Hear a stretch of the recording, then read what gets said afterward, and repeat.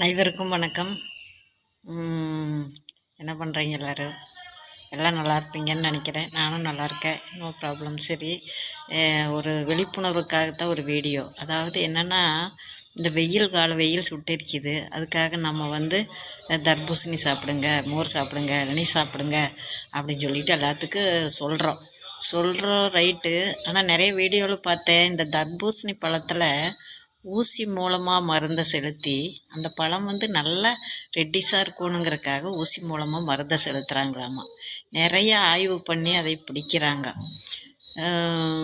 அதை ஒரு டிஷ்யூ பேப்பரில் அறுத்துட்டு அந்த டிஷ்யூ பேப்பரில் வச்சு பார்த்ததுன்னா நல்லா அந்த ஊசி மூலமாக அந்த கலர் செலுத்தியிருந்தால் நல்லா அந்த டிஷ்யூ பேப்பரில் நல்லா பிடிச்சிக்குதாம்மா. அப்படி கண்டுபிடிக்கிறாங்க.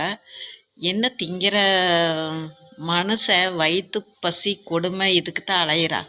ஆனால் திங்கிறதுலலாம் இப்படி அநியாயம் பண்ணுறீங்களே, இது விவசாயிகளுக்கு இதுக்கு சம்மந்தம் இல்லை. விவசாயிகள் ரொம்ப வேதனை தெரிவிக்கிறாங்க.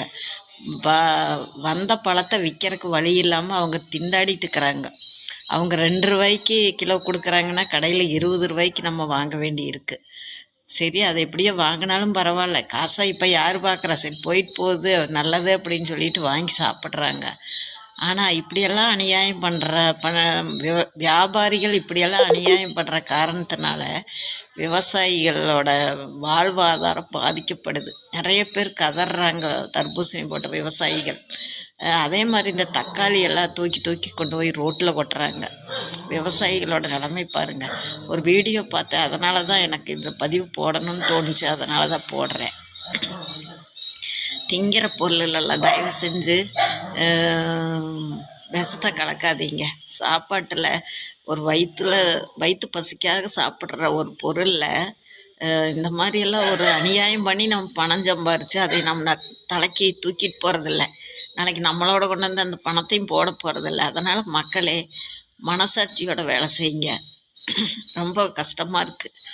மனசாட்சியோட வேலை செய்யுங்க. ஏதோ வெயிலில் போகிறோம், தண்ணி பழம் உடம்புக்கு நல்லது அப்படின்னு அங்கங்கே அறுத்து விற்றுட்ருக்குறாங்க. ஜனங்க வாங்கி சாப்பிட்றாங்க. அதிலெல்லாம் இப்படி அநியாயமாக பண்ணுவீங்க? இதெல்லாம் அதே பழத்தை உங்கள் குடும்பத்தில் இருக்கிறவங்க, உங்கள் அப்பா அம்மா அக்கா தங்கச்சி உங்கள் பிள்ளைங்க இவங்களுக்கெல்லாம் கொண்டே கொடுப்பீங்களா? இது ஒரு நிமிஷம் மனசில் நினச்சி பார்த்தீங்கன்னு சொன்னால் நீங்கள் இந்த வேலையை செய்ய மாட்டீங்க. அதனால் தயவு செஞ்சு இந்த மாதிரி அநியாயமெல்லாம் பண்ணாதீங்க. அநியாயம் பண்ணுறவங்க நல்லா வாழ்ந்ததாக சரித்திரமே கிடையாது. இப்போதைக்கு வேணால் காசு சம்பாதிக்கலாம், அந்த காசு என்னத்துக்கு சமம்? திருந்துங்க மக்களே, திருந்துங்க.